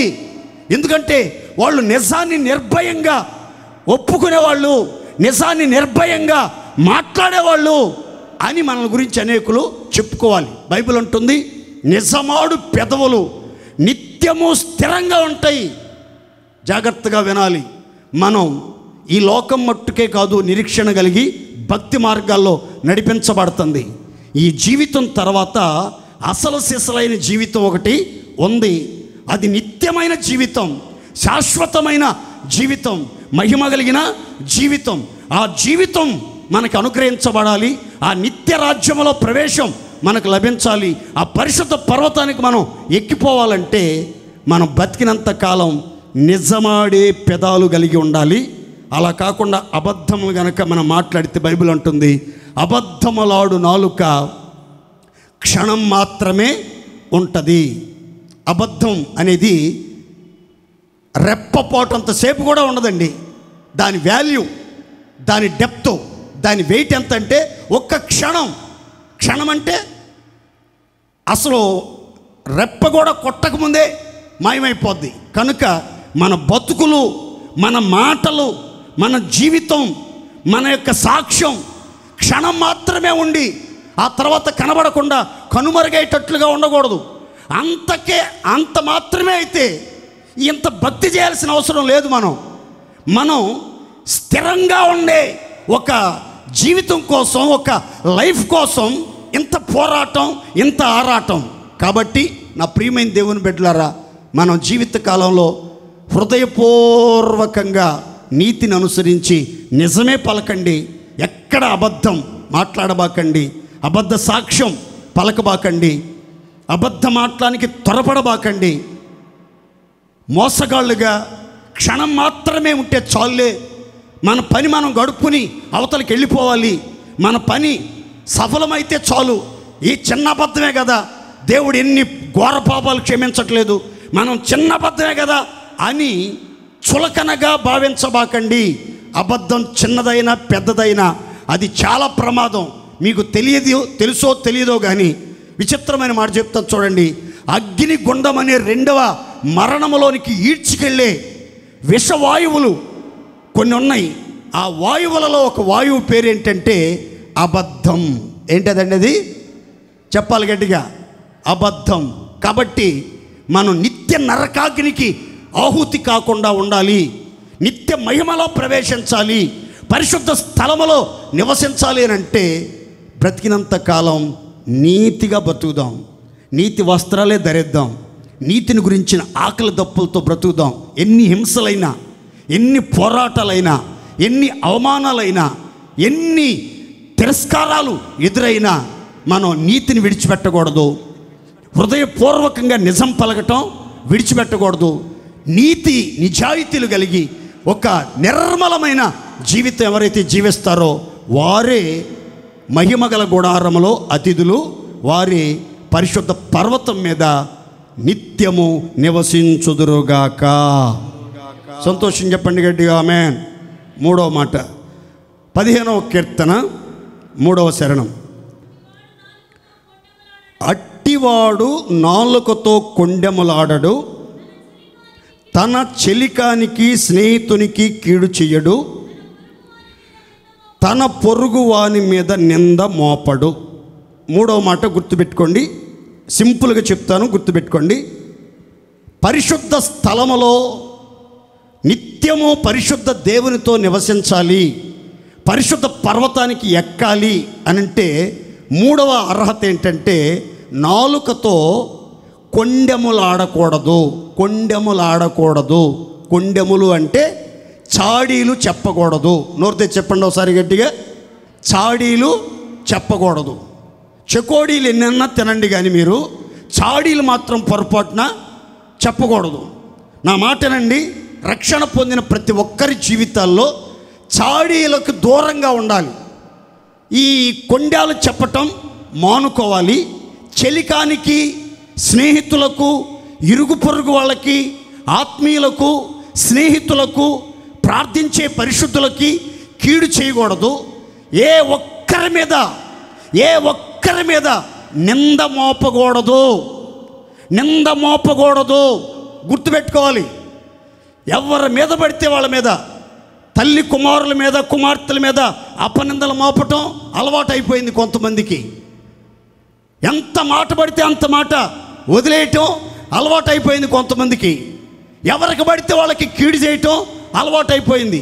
అయ్యో, ఈ సహోదరి నా చెలికత్తే, ఈ సహోదరుడు నా చెలికాడు, ఇతడు నా పొరుగువాడు, నా సహోదరుడు, నా తోటి ఆత్మీయుడు, నా తోటి విశ్వాసి, ఇతనికి నేను కీడు చేయకూడదు, ఇతని మీద లేనిపోని నింద మోపకూడదు, నేను ఇతని గురించి నోరు తెరిచి కొండెములు చెప్పకూడదు అన్న ఆలోచన, ఆ విషయ పరిజ్ఞానం చాలామందికి ఉండట్లేదు. ఎవరి మీద పడితే వాళ్ళ మీద కొండెలు చెప్పటం, ఎవరి మీద పడితే వాళ్ళ మీద నింద మోపటం, ఎవరికి పడితే వాళ్ళకి కీడు చేయటం, కీడు చేయటానికి పరుగులెత్తటం, కీడు చేయటానికి తొందరపడటం, కీడు చేయటానికి ఆలోచించకుండా ఆవేశంతో ముందుకి దూకటం, ఇవన్నీ చాలా ప్రమాదకరమైనటువంటి సంగతులు. నా మాటనండి, రక్షించబడిన ఆత్మీయులు, పరిశుద్ధులు, దేవుని పిల్లలు నాలుకతో, నోటితో, పెదవులతో కొండాలు చెప్పకూడదు. దేవుని స్తోత్రం చెప్పండి గట్టిగా. ఒక మాట చదువుకుందాం, చూడండి. లేవియాకాండం 19వ అధ్యాయం 16వ వాక్యం. నీ ప్రజలలో కొండెములాడుచు ఇంటింటికి తిరగకూడదు, నీ సహోదరునికి ప్రాణహాని చెయ్యకూడదు, నేను యెహోవాను. ఇక్కడ రాయబడినటువంటి మాట మన పితరులకు, ఇశ్రాయేలీయులకు కొన్ని కట్టడలు, ధర్మ విధులు, ఉన్నతమైన ఆలోచనలు దేవుడు అనుగ్రహించాడు. మీరు ఇలా ప్రవర్తించాలి, ఇలా నడుచుకోవాలి, ఇలా జీవించాలి, వీటిని విసర్జించాలి, వీటిని సముపార్జన చేసుకోవాలి అని చెప్తూ ఈ 19వ అధ్యాయం 16వ వచనానికి వచ్చేసరికి దేవుడు స్వయంగా చెప్పిన మాట ఏంటంటే, నీ ప్రజలలో కొండెములాడుచు ఇంటింటికి తిరగవద్దు. కొంతమంది దేవుని ప్రజల మధ్యలోనికి, దేవుని ప్రజల ఇళ్ళ యొద్దకి, ఇంటింటికి వెళ్ళటం, వాళ్ళని పిలవటం, వాళ్ళని గురించి విషయాలు తెలుసుకోవటం, ఆ వార్త ఇంటింటికి మోసుకెళ్ళి ఆ ఇంటి వాళ్ళ మీద, వాళ్ళ గురించి తెలిసినటువంటి సంగతుల మీద కొండలు చెప్పుకుంటూ తిరుగుతున్నారు. బైబిల్ అంటుంది, నీ సహోదరులలో, నీ ప్రజలలో కొండెములు చెప్పుచు ఇంటింటికి తిరగొద్దు, ఇంటింటికి తిరగొద్దు. కొంతమందికి పని పాట ఉండదు, పనికి మాలిన బ్యాచి, పనికి మాలిన మనుషులు, చెడిపోయిన మనుషులు, కుళ్ళిపోయిన మనుషులు, మంచితనం, మానవత్వం లేని మనుషులు. వాళ్ళు ఇంట్లో గుట్టుగా ఉండరు. వాళ్ళు తిని సంతోషించి ప్రార్థన చేసుకుని బైబిల్ చదువుకొని మాదిరికరంగా ఆదర్శప్రాయంగా ఉండరు. ఏం చేస్తారో తెలుసా? ప్రజల మధ్యలోకి వెళ్తాం, ఇంటింటికి తిరగటం, ఇంటింట్లో కొండాలు ప్రచురపరచటం. ఏం పోయే కాలం అండి ఇది? మనం రక్షించబడిన దేవుని పిల్లలమన్న ఆ బుద్ధి జ్ఞానం ఉంది అసలు? మేము ఇన్ని సంవత్సరాలు సీనియర్లవి, అన్ని సంవత్సరాలు సీనియర్లవి అని చెప్పుకుంటే సరిపోదు. బతుకు కూడా దానికి అనుకూలంగా ఉండాలి. బైబిల్ చెప్తుంది, నీ ప్రజలలో కొండెములు చెప్పుచు ఇంటింటికి తిరగొద్దు. ఈ ఇంటి గుట్టు ఆ ఇంటికి చెప్పటం, ఆ ఇంటి గుట్టు ఈ ఇంటికి చెప్పటం, వీళ్ళ వివరాలు వాళ్ళకి చెప్పటం, వాళ్ళ వివరాలు వీళ్ళకి చెప్పటం. ఎవరికి చెప్పొద్దు నేను చెప్పానని, మరలా నేను చెప్పానని మరి ఎందుకు, మరి ఏమక చెప్పటం? నాకు తెలిసింది ఎట్లా అనుకుంటున్నారని ఎవరితో చెప్పబాకు. ఇదేదో పెద్ద సీక్రెట్ లాగా, ఇదేదో పెద్ద పాపంలాగా, వాళ్ళు ఏదో పెద్ద నరహత్య చేసినట్లు, వ్యభిచారం చేసినట్లు, దొంగతనం చేసినట్లు, ఇతరులదంతా అన్యాయంగా దోచుకున్నట్లుగా ఎవరితో చెప్పొద్దు. నాకు ఇలా తెలిసింది, మరి ఎంతవరకు నిజమో అందరూ అనుకుంటున్నారు కనుక నేను కూడా నమ్మేశాను. మరి మీరు త్వరపడి ఎవరి ఇంటికి వెళ్ళి ఎవరి గురించి చెడు ప్రచారాలు చేయబాకండి, ఎవరి మీద నిందలు మోపబాకండి. మీరు ఇంటింటికి తిరుగుతున్నారు మంచిదే, నిందలు మోపుతున్నారు మంచిదే, కీడు చేస్తున్నారు మంచిదే, కొండలు చెప్తున్నారు మంచిదే. కానీ మీకేమైనా వస్తుందా? ఒరుగుతుందా? మీకేమైనా మూట వస్తుందా? సంపద కలుగుతుందా? గౌరవం కలుగుతుందా? ఘనత ఏమైనా కలుగుతుందా? ఎవరైనా మీకు శాలువాలు కప్పుతున్నారా? మీకు ఎవరైనా ఏదైనా బంగారు ఉంగరం ఏమైనా తొడుగుతున్నారా? వేదికల మీద పిలిచి ఘనపరుస్తున్నారా? ఎందుకు మరి? ఉత్త పుణ్యానికి సహోదరుల మీద ఇంటింటి తిరిగి కొండలు చెప్పుకుంటా ఉంటారు.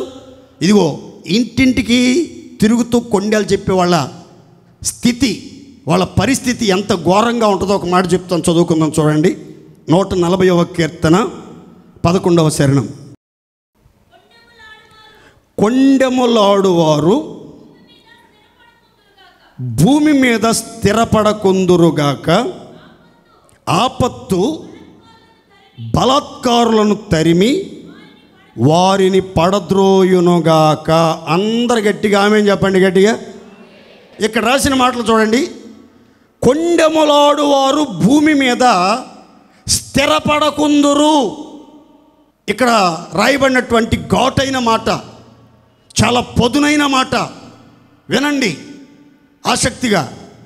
ఏ సహోదరుడు తన పొరుగు వారి మీద కొండేలు మాట్లాడుతున్నాడో, చాడీలు చెప్తున్నాడో, లేని వార్తను పబ్లిసిటీ చేస్తున్నాడో, ఆ వ్యక్తిని గురించి బైబిల్ చెప్తుంది.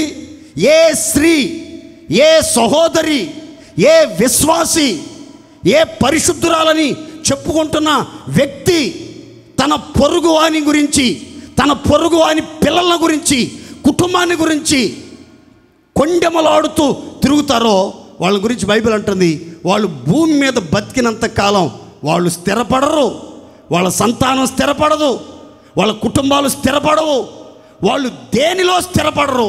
వాళ్ళు చంచలత్వం కలిగి అస్థిరులై, దేశ దిమ్మరులై, నెమ్మది లేకుండా జీవితకాలం అంతా ప్రయాసతోనే తిరుగుతూ ఉంటారని బైబిల్ గ్రంథం చెప్తుంది. చాలామంది రక్షించబడిన దేవుని పిల్లలు, విశ్వాసులమని చెప్పుకుంటున్నటువంటి వాళ్ళు, మేము ఇంత భక్తులమి, ఇంత సీనియర్లమి, మాకు ఆ సంగతులు తెలుసు, ఈ సంగతులు తెలుసు అనుకునే వాళ్ళు స్థిరపడకపోవటానికి, పిల్లల జీవితాలు శాపగ్రస్తంగా మార్చబడటానికి, పాపంలో పడిపోవటానికి, రోగాల పాలైపోవటానికి, శపించబడటానికి, దేవుని కృపలో నుంచి తొలగిపోవటానికి, భక్తిలో నుంచి, విశ్వాసంలో నుంచి, పరిశుద్ధతలో నుంచి, పరిశుద్ధుల సహవాసంలో నుంచి తొలగిపోయి లోక ప్రేమలో చిక్కుకొని మనసుని మలినపరుచుకొని శాపగ్రస్తమైన స్థితిలో జీవితం మీద విరక్తి చెంది నిలకడగా నికరంగా లేక అస్తవ్యస్తంగా బ్రతుకులు మార్చబడటానికి కారణం ఏంటి? బైబిల్ అంటుంది, కొండెములాడు వారు భూమి మీద స్థిరపడరు, భూమి మీద స్థిరపడరు. ఎంతకాలం మందిరానికి వచ్చినా, ఎంతమంది పరిశుద్ధులు ప్రార్థన చేసినా, సంఘములో ప్రార్థనలు జరుగుతున్న నీ కుటుంబం కొరకు, నీ కుటుంబ క్షేమం కొరకు మీరు స్థిరపడాలి, మీరు బలపరచబడాలి, మీరు క్షేమంగా ఉండాలి, శ్రేయస్సు కలిగి మీ జీవితం ఆశీర్వాదకరంగా జీవించాలంటే బైబిల్ అంటుంది, కొండెములాటం మానండి, అప్పుడే మీరు భూమి మీద స్థిరపరచబడుదురుగాక. అక్కడ రాసిన మరొక మాట, ఆపత్తు, విపత్తు, వినాశనం, బలాత్కారులను, కొండెములాడు వారిని తరిమి తరిమి పట్టుకొని వారిని పడద్రోసేస్తుంది, వాళ్ళని నిలబడనీయదు, వాళ్ళని పడద్రోసేస్తుంది అనే మాటలు మీరు గమనిస్తారు. ప్రియమైన దేవుని బిడ్డలారా, ఈ దురవస్థ, ఈ దుస్థితి, ఈ భయంకరమైనటువంటి ఈ సంఘటనలు జరగకుండా మీరు పడద్రోయబడకూడదు, మీ కుటుంబాలు పడద్రోయబడకూడదు, మీకు కలిగిన ఏది పడద్రోయబడకుండా కలిగిన వాటితో తృప్తిగా, సంతోషంగా, సమాధానకరంగా, దైవభక్తి కలిగి ఆత్మానుసారంగా నడిపించబడి నిత్యత్వాన్ని గురించి నిరీక్షణతో ముందుకు సాగాలి అంటే మీరు గుర్తుపెట్టుకోండి, పొర్రపాటున సహోదరుల మీద, సహోదరుల మీద, ఇరుగు పొరుగు వాళ్ళ మీద, ఆత్మీయుల మీద, స్నేహితుల మీద కొండలు చెప్పొద్దు, నిందలు మోపొద్దు, ఏ ఒక్కరికి పొరపాటున కీడు చెయ్యొద్దు, కీడైన ఆలోచన కూడా మీ మనసులో పుట్టనీబాకండి. ఖచ్చితంగా మీలో ఒక్కొక్కరు పరిశుద్ధ స్థలములో నివసించుదురుగాక. గట్టిగా చెప్పండి హల్లెలూయా. ఆ 4వ మాట, 15వ కీర్తన 4వ చరణం. అతని దృష్టికి నీచుడు అసహ్యుడు, యెహోవా యందు భయభక్తులు గల వారిని సన్మానించును, అతడు ప్రమాణం చేయగా నష్టము కలిగినను మాట తప్పడు. 4వ మాట గుర్తుపెట్టుకోండి. మహిమ గల దేవుని గుడారములో అతిథిగా ఉండాలన్నా, పరిశుద్ధ పర్వతం ఎక్కి పరిశుద్ధ స్థలములో నిత్యము నివసించాలి అని అంటే 4వ మాట గుర్తుపెట్టుకోండి. యెహోవా యందు భయభక్తులు కలిగినటువంటి వారిని సన్మానించడం నేర్చుకోవాలి. ఆ తర్వాత మనం గనక ప్రమాణం గనక చేస్తే నష్టం కలిగిన, కష్టం కలిగిన, అపాయం కలిగిన, ఎలాంటి తొందర సంభవించిన మాట తప్పకూడదు. దేవునికి స్తోత్రం చెప్పండి, గట్టిగా గట్టిగా చెప్పండి హల్లెలూయా. మీరు గుర్తుపెట్టుకోండి 4వ మాట, సంఘములో భక్తి కలిగిన వాళ్ళు ఉంటారు, భక్తిహీనులు కూడా ఉంటారు. పరిశుద్ధులు ఉంటారు, పాపాత్ములు ఉంటారు.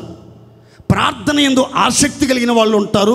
ప్రార్థన అంటే లేచి కిందకి త్వరగా వెళ్ళిపోయే వాళ్ళు కూడా ఉంటారు.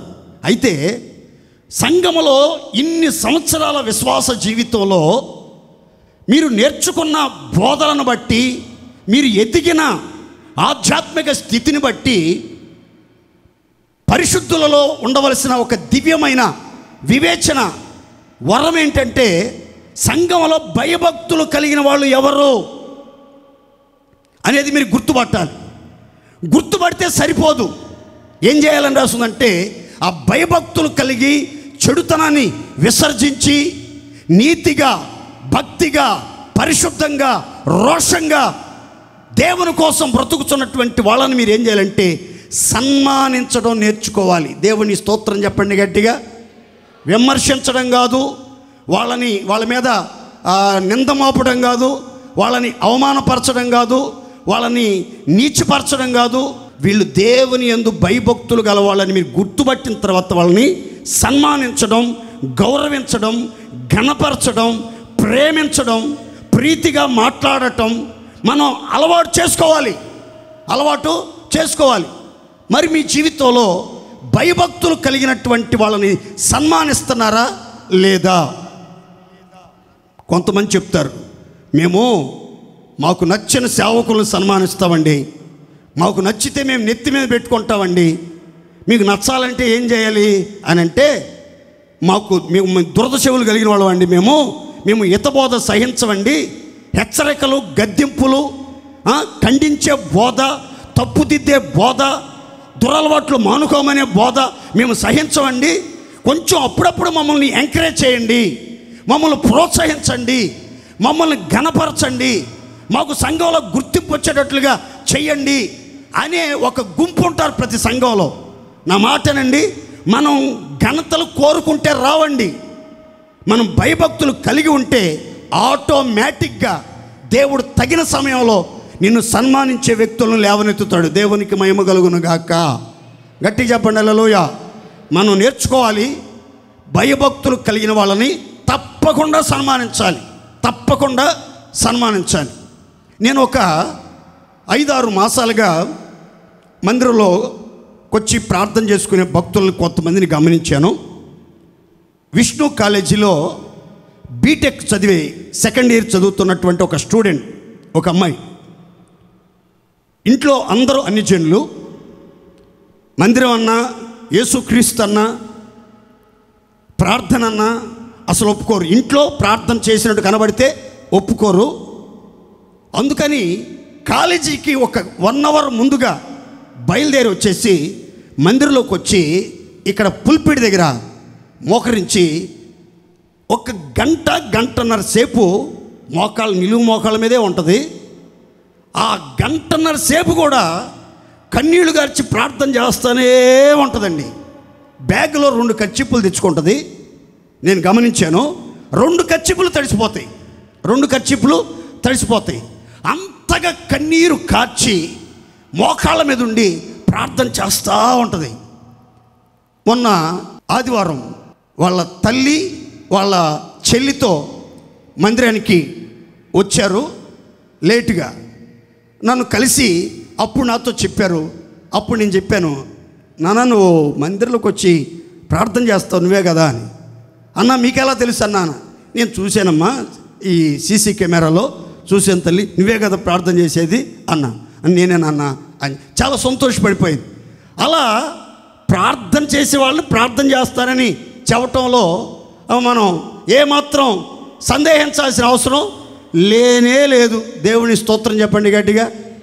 అంతేగాని మందిరానికి వచ్చే వాళ్ళందరినీ ఎందుకు వెళ్తున్నావు మందిరానికి, మీ ఇంటి పేరేంటి, మీ కులం ఏంటి, మీ జాతి ఏంటి, మందిరంలో ఎక్కువ కనబడుతున్నావు, పని పాట లేదా నీకు, మందిరంలోనే ఎప్పుడు చూసినా కనబడుతున్నావు, ఏం చేస్తావు మందిరంలోకి వచ్చి, ఎందుకు మందిరంలోకి వచ్చేది? ఇట్లాంటి దౌర్భాగ్యమైన మాటలు మాట్లాడేవాళ్ళు కూడా కొంతమంది ఉంటారు మన మందిరంలోనే ఉంటారు. మరలా ఈ పిచ్చి బ్యాచి కూడా, ఈ మెంట్లోళ్ళు కూడా మందిరంలోనే ఉంటారు. ఈ మెంట్లోళ్ళు కూడా మందిరంలోనే తిరుగుతూ ఉంటారు. నా ప్రియమైన దేవుని బిడ్డలారా, బైబిల్ అంటుంది, యెహోవా యందు భయభక్తులు కలిగిన వాళ్ళని ఎవరైతే సన్మానిస్తారో వాళ్ళు పరిశుద్ధ పర్వతం మీదకి ఎక్కుతారు, ఆ పరిశుద్ధ స్థలంలో సదాకాలం ప్రభుతో నివసిస్తారు. దేవునికి మహిమ కలుగునుగాక. మందిరానికి వచ్చే వాళ్ళ ఇంటి పేరు ఏదైతే నీకెందుకు, కులం ఏదైతే నీకెందుకు, ఏ ఏరియా నుంచి వస్తున్నారో నీకెందుకు? కులగజ్జోడా, తామర పట్టినోడా, అంత దురదేందిరా నీకు? చెల్లపెంకు తీసుకుని గీక్కో, అంత దురద ఎక్కువైతే. అంతేగాని వచ్చిన వాళ్ళందరినీ కలవటం కెలకటం ఎందుకు? ఆ దౌర్భాగ్యమైన బుద్ధులు, ఆ రోత బుద్ధులు తెలుసుకోవటం, కుల రాజకీయాలు చేయటం సంఘంలో. బైబిల్ అంటుంది, పరిశుద్ధ స్థలానికి వెళ్ళాలనుకుంటే, ఆ పర్వతం మీద నివసించాలనుకుంటే యెహోవా యందు భయభక్తులు కలిగిన వాళ్ళని సన్మానించండి. ఆ తర్వాత మీరు కనుక మాట ఇచ్చారంటే నష్టం కలిగిన మొత్తం మీద మాట మాత్రం తప్పొద్దు. దేవుని స్తోత్రం చెప్పండి గట్టిగా. 5వ మాట, కీర్తనలు 15:5.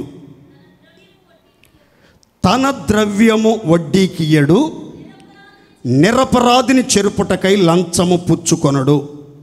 5వ మాట, మహిమగల గుడారములో అతిథిగా ఉండాలనుకున్న వాళ్ళు పరిశుద్ధ పర్వతం ఎక్కి పరిశుద్ధ పర్వతం మీద పరిశుద్ధుడైన దేవునితో నిత్యము నివసించాలని నిర్ణయం తీసుకున్నటువంటి వాళ్ళు చెయ్యవలసినటువంటి కార్యం గుర్తుపెట్టుకోండి. ద్రవ్యమును, డబ్బుని, వస్తువులను వడ్డీకి ఇవ్వకూడదు, వడ్డీ వ్యాపారాలు చేయకూడదు, అధిక లాభాలు సంపాదించకూడదు, మోసం చేసి అన్యాయంగా ధనార్జనతో ధనాన్ని కూర్చుకోకూడదు, నిరపరాధులను చెరపడానికి, పరిశుద్ధులను చెరచడానికి లంచాలు పుచ్చుకోకూడదు.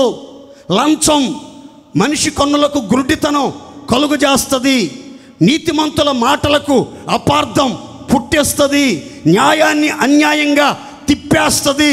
కాబట్టి లంచాలు పుచ్చుకోకుండా ద్రవ్యాన్ని వడ్డీకిచ్చి అధిక వడ్డీ వ్యాపారాలు చేసి ప్రజల రక్తాన్ని పీల్చి పిప్పి చేసే పనులు చేసేవాళ్ళు ఎవ్వడూ పరలోక రాజ్యం వెళ్ళడు, మహిమగల గుడారములో ప్రవేశించడు, దేవుని యొక్క పరిశుద్ధ పర్వతం మీద నివసించే అర్హతను కోల్పోతారు అని పరిశుద్ధ గ్రంథం చెప్తుంది.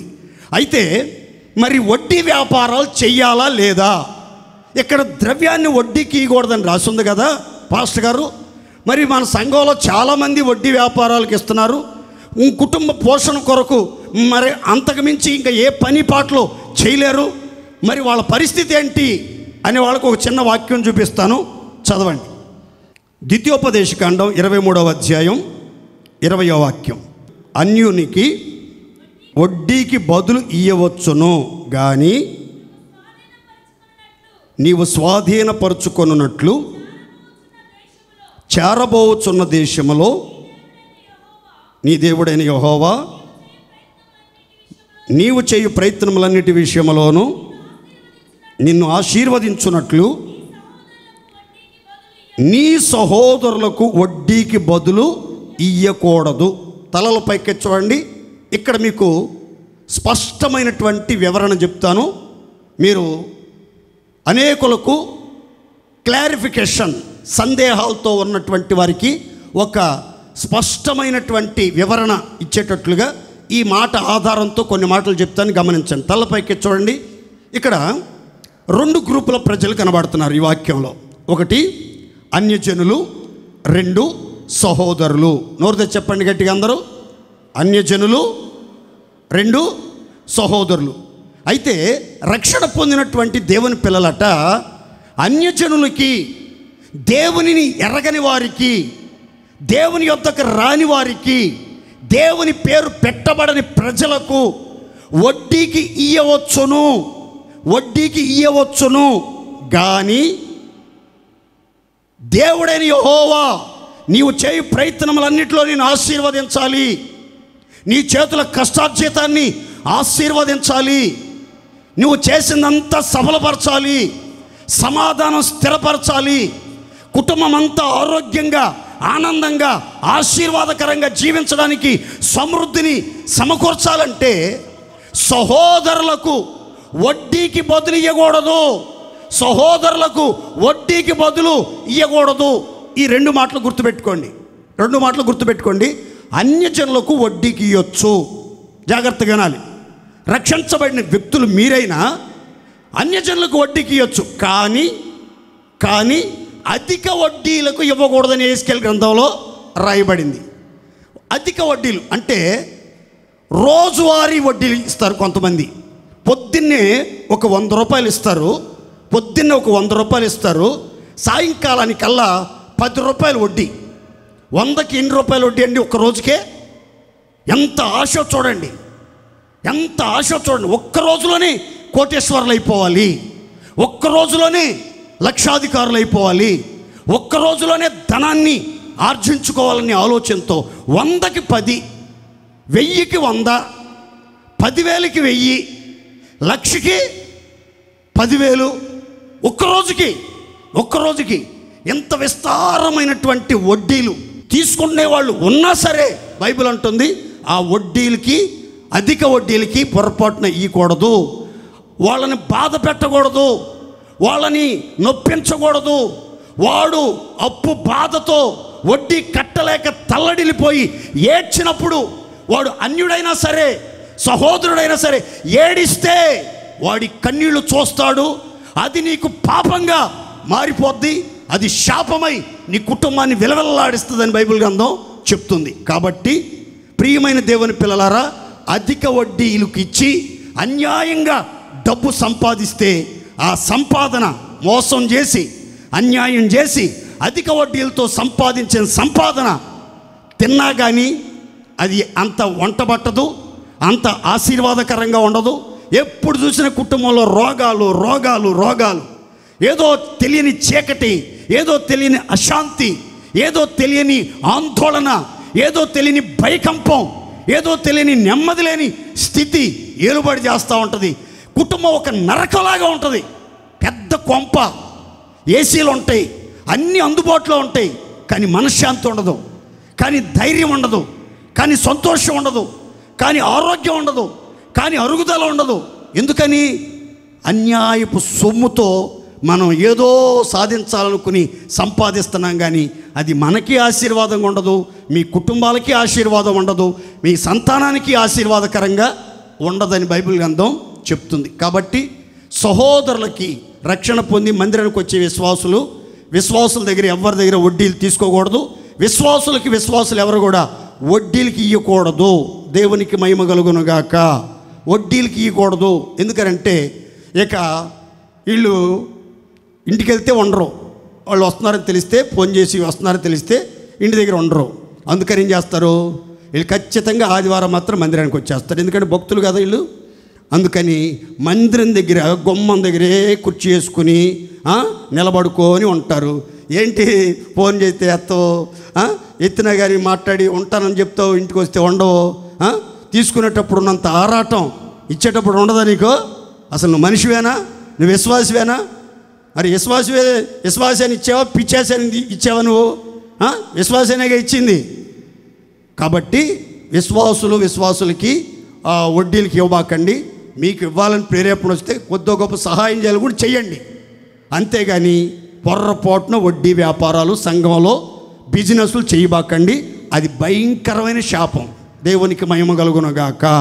6వ మాట 26:4 వ్యర్థమైన దాని యందు మనసు పెట్టబాకండి. వ్యర్థమైన వాటి మీద మనసు పెట్టబాకండి. 7వ మాట చెప్పి నేను ముగిస్తాను. 24వ కీర్తన 4వ చరణంలో 2వ భాగం. నిర్దోషమైన చేతులు కలిగి శుద్ధమైన హృదయము గలవాడే. చివరిగా ఆ పరిశుద్ధ స్థలములో నిత్యము దేవునితో నివసించాలి, పరిశుద్ధ పర్వతానికి ఎక్కి వెళ్ళాలి, మహిమగల గుడారంలో అతిథిగా నివసించాలంటే శుద్ధ హృదయము కలిగిన వాళ్ళు మాత్రమే ఆ పరిశుద్ధ పర్వతం ఎక్కుదురుగాక. అందరు చెప్పుకోండి గట్టిగా ఆమేన్.